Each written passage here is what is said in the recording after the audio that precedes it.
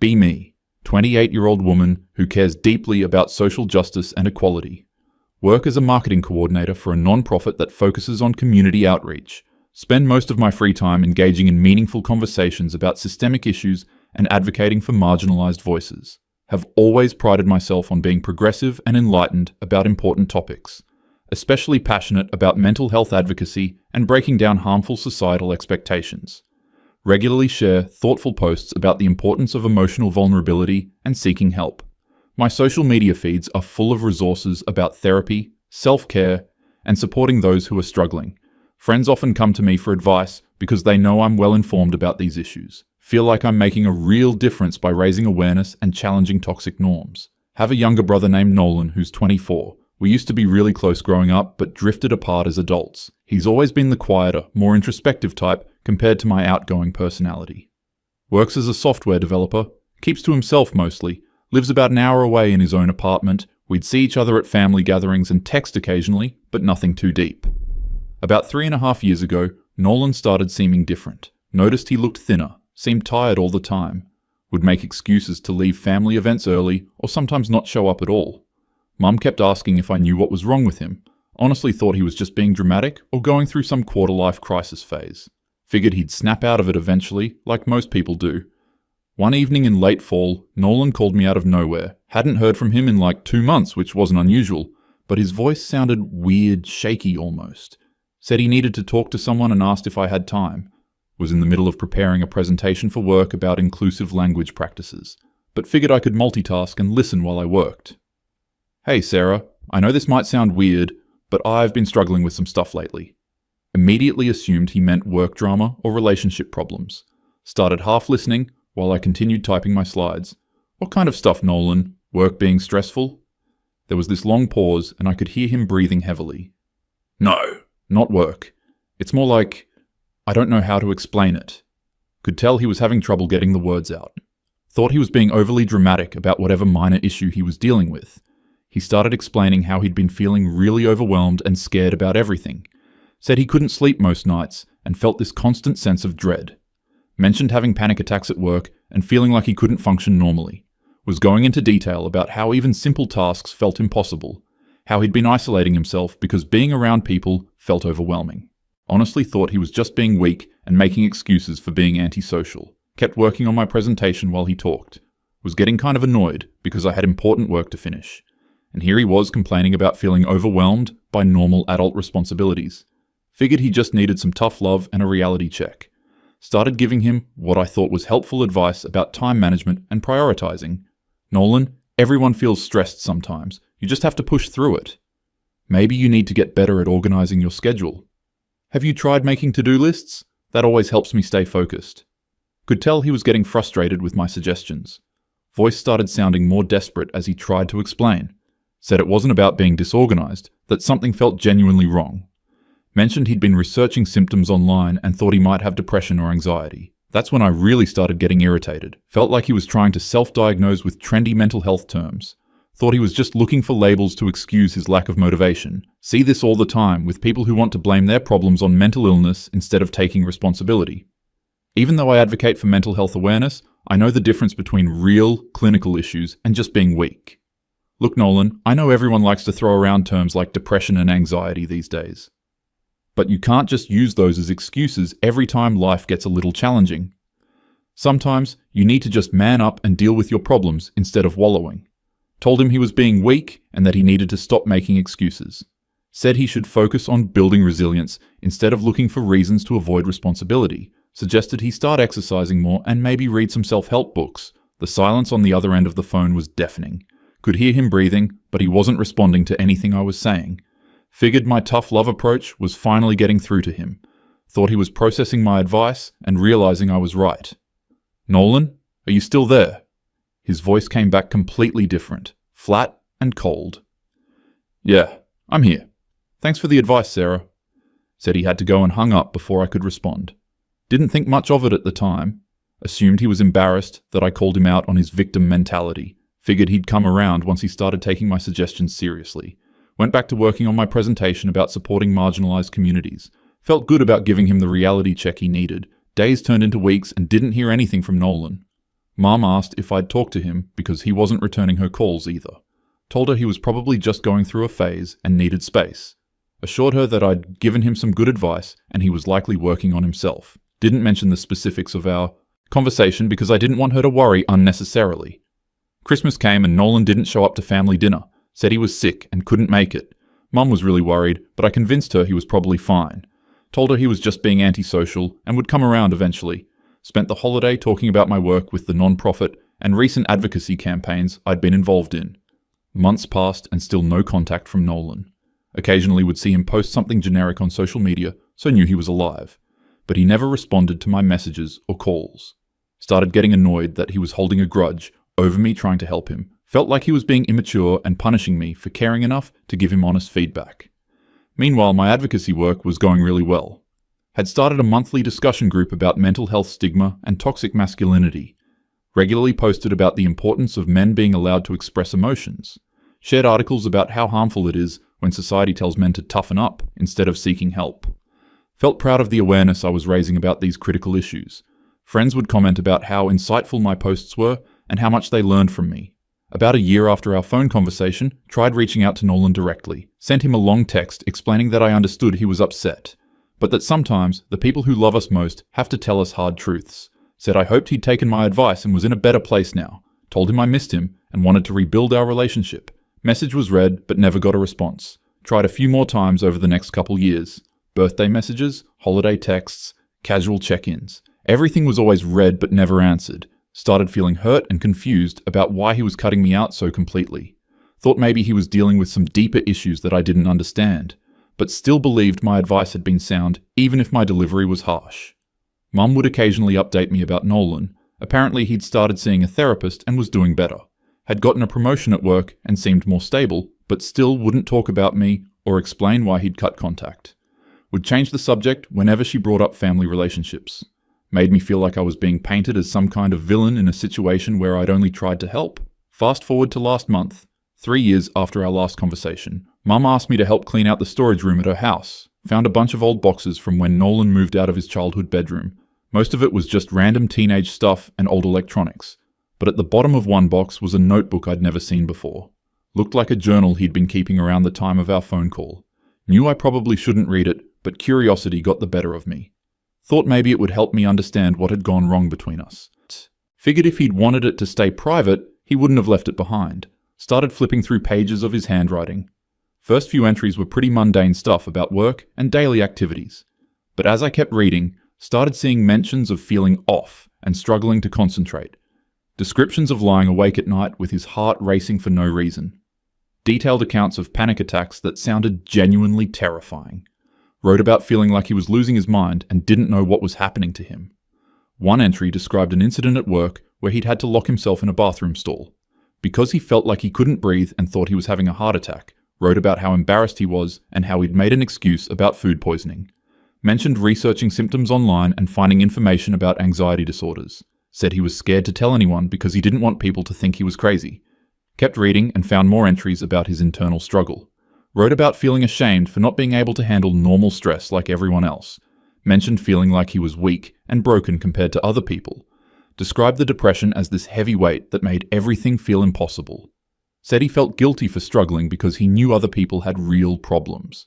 Then found the entry dated the day after our phone conversation. My stomach dropped as I read his account of our call. Tried to talk to Sarah tonight about what's been happening. Thought she of all people would understand since she's always posting about mental health. But she basically told me I'm just making excuses and need to man up. Said I'm being weak and that I should just deal with my problems. Continued reading with growing horror at his perspective.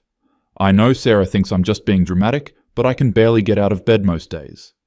The panic attacks are getting worse and I feel like I'm drowning. If my own sister thinks I'm just weak and making excuses, maybe she's right. Maybe I really am just pathetic and can't handle normal adult life. Don't think I can talk to anyone else about this now. Next few entries were really dark. Wrote about feeling completely alone and like there was something fundamentally wrong with him. Mentioned feeling betrayed because he'd trusted me and I'd dismissed everything he was going through. Said he couldn't bear the thought of anyone else reacting the way I had. Wrote, if Sarah, who advocates for mental health, thinks I'm just weak, what would other people think? Found entries where he'd researched therapists but was too scared to make an appointment. Worried they would also think he was just making excuses or being dramatic. Wrote about feeling like he couldn't trust his own perceptions anymore. Said my reaction made him question whether his suffering was even real. Mentioned feeling like maybe he deserved to feel this way because he was weak. Several entries about how much it hurt that I'd used the phrase man up. Wrote about how he'd always looked up to me and respected my opinions on social issues. Said hearing me use that exact toxic language felt like being slapped. Mentioned seeing my posts about supporting men's mental health and feeling confused and angry. Wondered how I could advocate for others while dismissing his struggles so easily. One entry really hit me hard. Sarah always talks about how harmful it is when society tells men to suppress emotions. But when I tried to be vulnerable with her, she basically said the same things she claims to be against. I guess it's easy to be supportive online, but harder when it's your own family member. Maybe I really am just weak, and she was being honest about what she actually thinks. Kept reading through months of entries documenting his journey to finally getting help. Wrote about how long it took him to trust a therapist because of my reaction. Mentioned having to work through feelings of shame and self-doubt that my words had reinforced. Described slowly learning that his experiences were valid and that he wasn't weak or broken. Talked about the progress he was making, but also the lasting impact of feeling rejected by family. Found an entry from about 6 months later where he'd written about me specifically. I think Sarah genuinely believes she's supportive of mental health awareness. But there's a difference between posting about issues online and actually supporting real people. Maybe she can advocate for strangers, but when it comes to people close to her, old judgments kick in. Or maybe she just likes the image of being progressive more than actually doing the work. Another entry. I keep thinking about how Sarah talks about toxic masculinity and emotional suppression. But when I tried to open up about real emotions and real struggles, she shut me down immediately. Told me to man up, which is literally the exact phrase she says is harmful to men. It's like she can intellectually understand these concepts but can't apply them to real situations. One of the last entries about me was devastating. I've realized I need to protect my mental health by limiting contact with people who can't support me, even if that includes family members who think they're helping but are actually harmful. Sarah isn't a safe person for me to be vulnerable with, and that's not my fault or something I need to fix. Sat there in Mum's storage room reading my brother's private thoughts about me, realizing that everything I thought I understood about the situation was completely wrong. He hadn't been dramatic or weak or looking for excuses. He'd been genuinely suffering and had trusted me enough to reach out for support. And I'd responded with exactly the kind of toxic language I claimed to be against. Started thinking about all the posts I'd made about mental health awareness, articles I'd shared about the importance of believing people when they talk about their struggles, content about how harmful it is to dismiss depression and anxiety as personal failings. Remembered the discussion group I'd started about toxic masculinity and emotional suppression. Realized I'd been advocating for these principles while completely failing to apply them to my own brother. Thought about how I'd told him to man up and stop being weak, the exact language I regularly condemned when other people used it. Remembered feeling annoyed that he was complaining about feeling overwhelmed, how I'd assumed he was just making excuses instead of listening to what he was actually saying. Realized I'd been more concerned with being right than with understanding his experience. Kept thinking about his journal entries describing how my reaction had made him doubt himself, how he'd questioned whether his suffering was real because I'd dismissed it so easily, how it had taken him longer to get help because he was scared of being judged again, the fact that he'd specifically mentioned feeling betrayed because he'd trusted me. Realized that my words had actively caused harm to someone I loved. Started remembering all the times over the past 3 years when I'd felt hurt by his silence. How I'd painted myself as the victim in the situation, convinced myself that he was punishing me for trying to help. Never considered that my help had actually been harmful and invalidating. Realized he'd been protecting himself from further damage, not punishing me. Thought about all my advocacy work and how passionate I'd been about these issues. Realized there was a huge gap between my intellectual understanding and my actual behavior. Had learned the right language and concepts about mental health and toxic masculinity. But when faced with a real situation involving someone close to me, defaulted to harmful judgments. Understood that posting about issues online was different from actually supporting people in real life. Started seeing how my reaction had been influenced by unconscious biases I thought I'd overcome. How I'd expected Nolan to handle his problems the way I would handle mine. Hadn't considered that different people have different capacities and challenges. Realized I'd been more concerned with maintaining my image as someone who has it together than with empathy. Saw how my privileged position of not struggling with mental health issues had made me judgmental. Thought about how I'd specifically used the phrase man up despite knowing how harmful that language is. Realized I'd been perpetuating the exact toxic masculinity I claimed to be fighting against. Understood that I'd reinforced societal messages that men should suppress emotions and handle problems alone.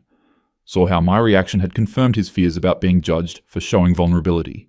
Realized I'd contributed to the very problem I thought I was advocating against. Kept thinking about his description of feeling betrayed, specifically because he'd trusted me. Remembered how he'd mentioned my social media posts about mental health. Realized he'd reached out to me partially because he thought I'd be understanding and supportive. Understood that my hypocrisy had been especially painful because of my public stance on these issues. Saw how I'd failed him not just as a sister, but as someone who claimed to care about these causes. Started understanding why he'd cut off all contact instead of trying to explain or argue. Realized that my reaction had probably felt so invalidating and harmful that protecting himself was the priority. Thought about how much courage it must have taken for him to reach out in the first place. Understood that my dismissive response had likely felt like confirmation of his worst fears about being judged. Saw why he wouldn't want to risk being vulnerable with me again. Sat there feeling the full weight of how badly I'd messed up. Realized that everything I'd thought about the situation was wrong.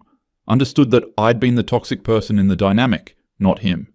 Saw how my actions had directly contradicted everything I claimed to believe. Felt sick thinking about how much unnecessary suffering I'd caused him. Thought about all the opportunities I'd had to recognize my mistake over the past 3 years. How I could have done research about depression and anxiety instead of assuming I knew better. Could have reflected on whether my advice had actually been helpful instead of getting defensive.